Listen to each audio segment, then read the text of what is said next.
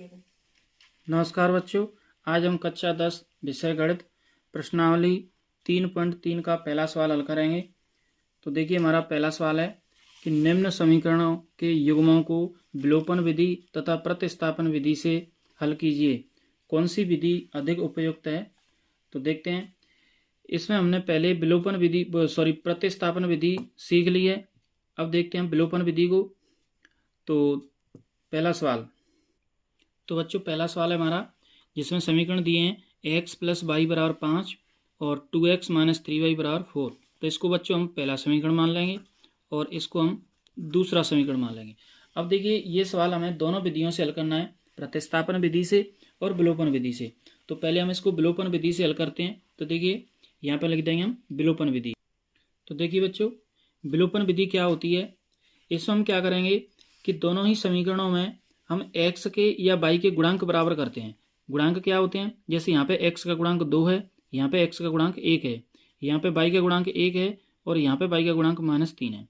तो बच्चों, इसमें हम x के या y के गुणांकों को बराबर करते हैं। सबसे पहला काम, गुणांक बराबर करने के बाद में हम देखते हैं कि उसमें चिन्ह कैसे हैं। यदि दोनों समान चिन्ह होते हैं, प्लस प्लस या माइनस माइनस, तो हम दोनों समीकरणों को घटाते हैं। और यदि जिसके हमने गुणांक समान किए हैं उनके चिन्ह यदि विपरीत होते हैं तो हम दोनों समीकरणों को जोड़ते हैं। इससे क्या होगा कि एक चर राशि कट जाती है और दूसरी चर राशि बचती है, उसका हम मान निकाल लेते हैं। एक चर राशि का मान निकालने के बाद में उसे हम दूसरे समीकरण में रख के दूसरी चर राशि का मान निकाल लेते हैं।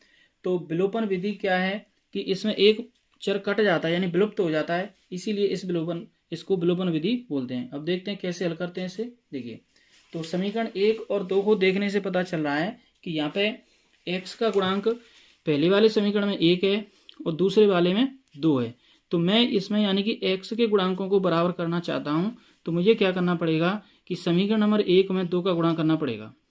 और यदि मैं y के गुणांक को बराबर करना चाहूँगा, तो क्योंकि यहाँ पे 3 है तो मुझे यहाँ पे भी 3 लाना है, तो मुझे समीकरण नंबर 1 में 3 का गुणा करना पड़ेगा। तो बच्चों, मैं यहाँ पे समीकरण नंबर 1 में 3 का गुणा करना चाहूँगा क्योंकि मुझे y के गुणांक बराबर करने हैं। तो देखिए, समीकरण नंबर 1 में 3 का गुणा करने पर, तो बच्चों मैं 3 का गुणा क्यों कर रहा हूँ? क्योंकि मुझे y के गुणांक बराबर करने हैं। तो देखिए, 3 का गुणा कर देंगे यदि समीकरण नंबर 1 में, तो क्या बन जाएगा? देखिए, 3 का गुणा यहाँ हो जाएगा 3x + 3y और ये हो जाएगा 15। तो ये 3x + 3y = 15 और इसको नाम दे देंगे समीकरण नंबर 3। अब देखिए, समीकरण 3 और समीकरण 2 को देखिए ध्यान से। यहाँ पे y का गुणांक कितना हो गया? +3। यहाँ पे y का गुणांक हो गया -3। यानी कि मैंने जो गुणांक किए हैं बराबर, उनके चिन्ह कैसे हैं? देखिए, एक प्लस चिन्ह है, एक माइनस चिन्ह है, तो दोनों चिन्ह विपरीत आ चुके हैं। तो अब मैं दोनों समीकरणों को जोड़ूंगा। तो यहाँ पे लिखूंगा समीकरण 2 व 3 को जोड़ने पर। तो देखिए, यहाँ पे मैं दोनों समीकरणों को जोड़ रहा हूँ। कैसे जोड़ते हैं? देखिए, समीकरण नंबर 2 को लिखेंगे पहले यहाँ पे 2x - 3y = 4 और तीसरे को भी लिख लेते हैं 3x + 3y = 15।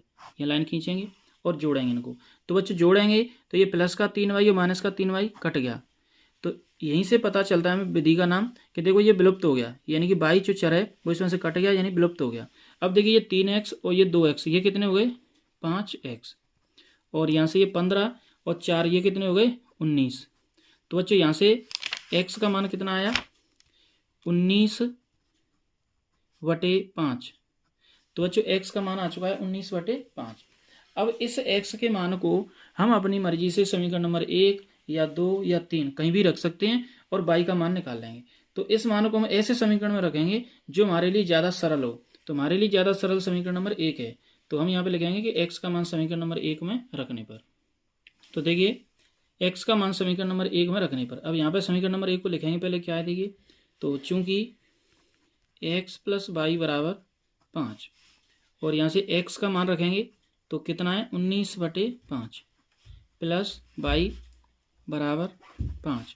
अब देखिए, y का मान निकालना है मुझे, तो ये रखा 5, ये 19/5 इधर आ जाएगा, तो ये माइनस का हो जाएगा 19/5। तो देखिए कैसे घटाएंगे, 5 का 5 से गुणा करें 25 और -19 नीचे 5 और 25 में से 19 घटेंगे तो ये बचेगा 6, तो 6/5। तो बच्चों ये हमारा y का मान आ गया 6/5। तो इस प्रकार बच्चों हमने विलोपन विधि से x और y दोनों के मान ज्ञात कर लिए। तो ये थी बच्चों विलोपन विधि। अब देखते हैं इसी सवाल को हम प्रतिस्थापन विधि से। तो बच्चों देखते हैं प्रतिस्थापन विधि से। तो प्रतिस्थापन विधि को बच्चों हम पहले ही बता चुके हैं। देखिए यहाँ पे हमारे सवाल में एक समीकरण कितना था, x + y = 5, ये मान लिया हमने समीकरण नंबर 1। और दूसरा था 2x - 3y = 4, ये हो गया समीकरण नंबर 2। तो प्रतिस्थापन विधि में क्या करते हैं कि किसी भी एक समीकरण से पहले एक चर राशि का मान निकालते हैं। तो यहाँ पे मेरे लिए जो सरल समीकरण है वो है मेरा समीकरण नंबर 1। तो यहाँ पे लिखूंगा मैं समीकरण नंबर 1 से।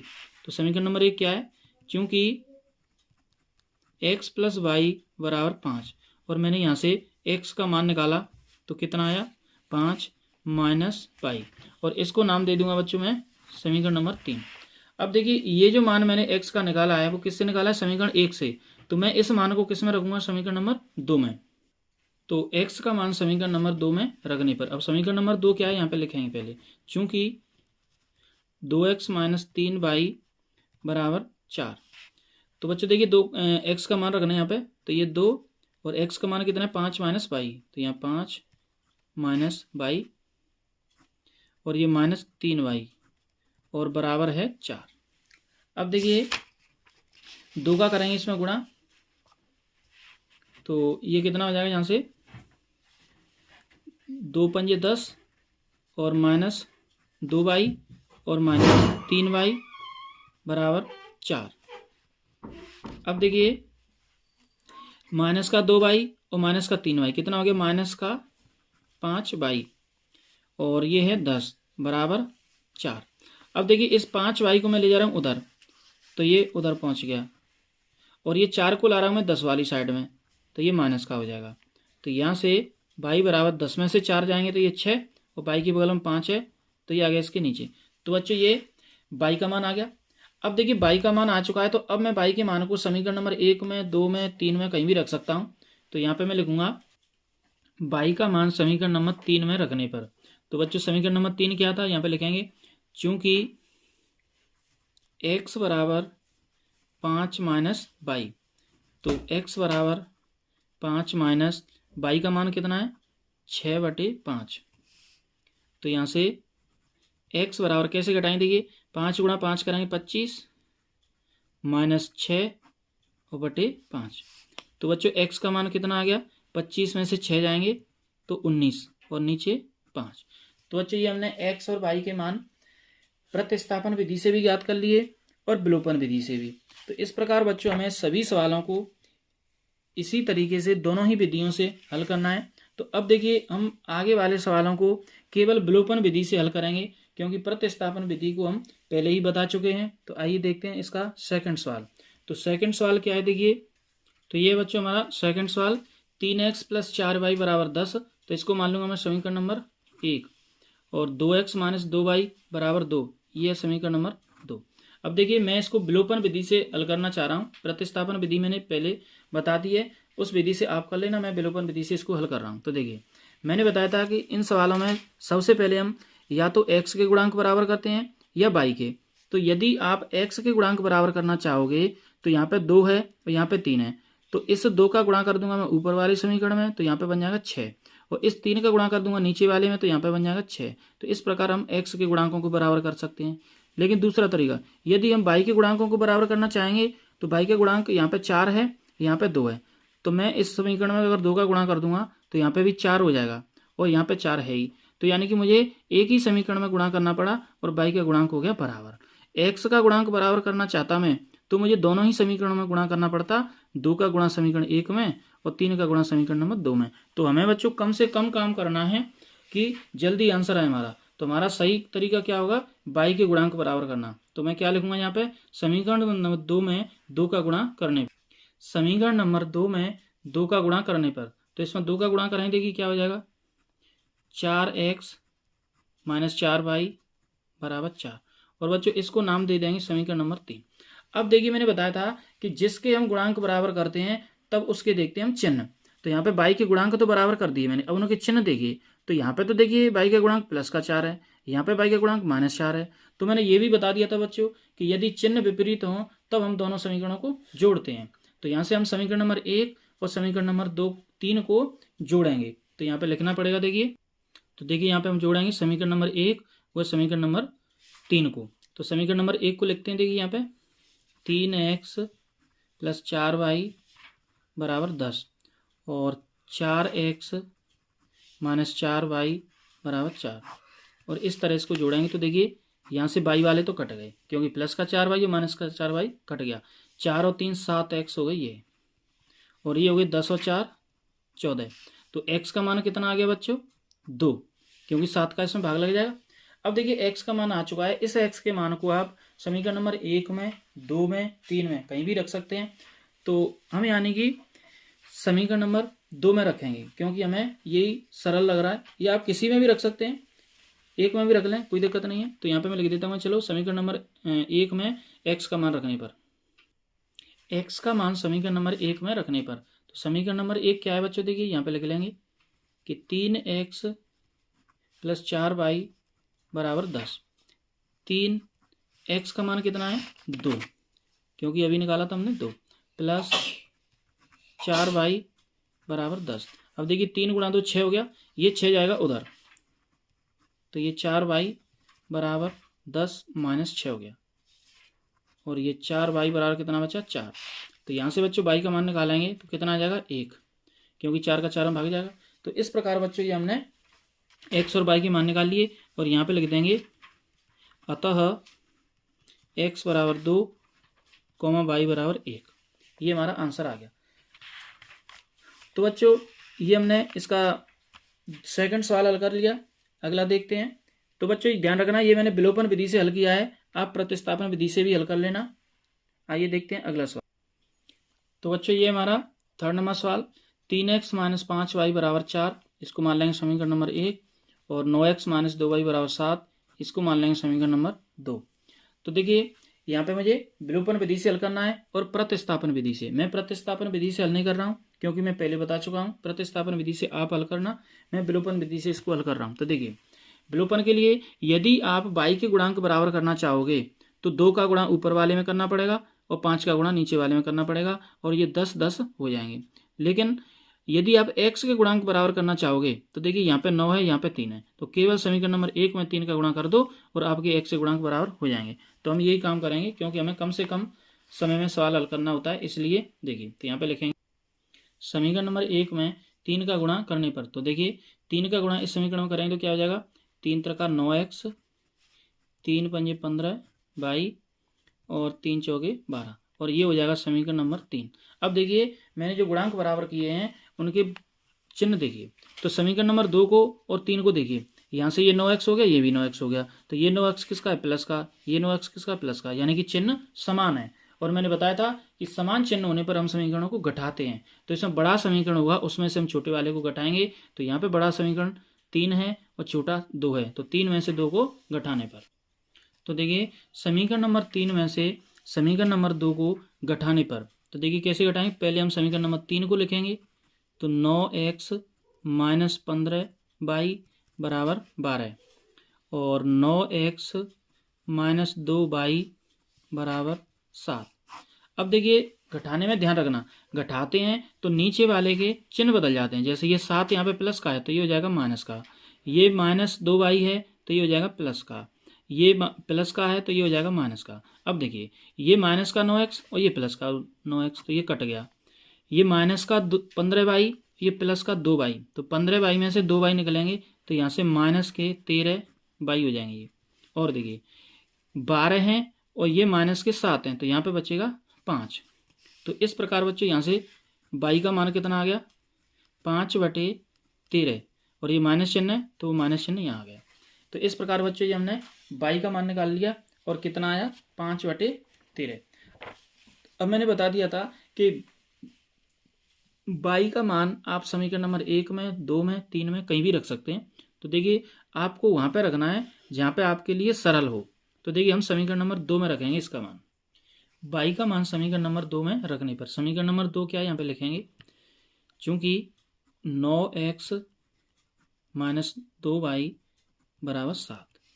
अब देखिए 9x माइनस 2 गुणा y का मान कितना है -5/13 बराबर 7। अब देखिए माइनस का माइनस से गुणा करोगे तो क्या हो जाएगा प्लस, तो 9x प्लस 2 पंजे 10/13 बराबर 7। और ये 9x, ये 10/13 उधर चला जाएगा तो माइनस का हो जाएगा। अब देखिए कैसे घटाएंगे, 13 का गुणा 7 से करें तो 13 7 91, और 91 में से 10 जाएंगे तो 81/13। अब देखिए x का मान निकालना है तो 9 इसके नीचे आ जाएगा तो 81/13 और 9 आ गया यहाँ पे नीचे, और इस 9 से ये वाली 81 कट जाएगी 9 बार, तो बच्चों x का मान आ जाएगा 9/13। तो इस प्रकार देखिए हमने यानी कि x और y के मान निकाल लिए, और यहाँ पे लिख देंगे अतः x बराबर 9/13 तथा y बराबर -5/13 है।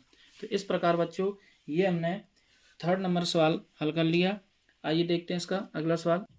तो ये है बच्चों हमारा 4th नंबर सवाल, जिसके समीकरण देखिए x/2 प्लस 2y/3 बराबर -1, ये हमारा पहला समीकरण है, और x माइनस y/3 बराबर 3, ये हमारा दूसरा समीकरण।